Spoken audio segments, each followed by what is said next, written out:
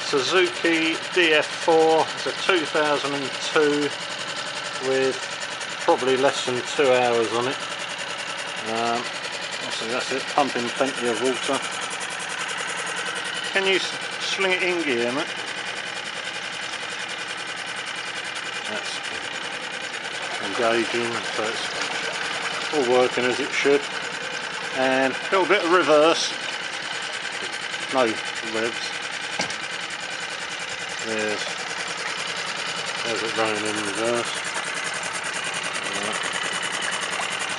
Can whip the hood off and we'll show you the workings. It's absolutely mint under here.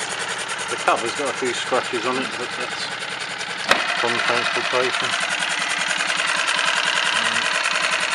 As you can see, it's absolutely clean as a whistle. The worst thing about it is the other side of this cover. As you see, the stickers are missing.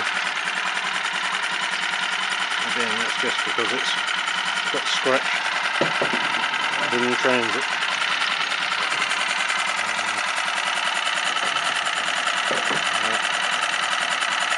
Absolutely mint.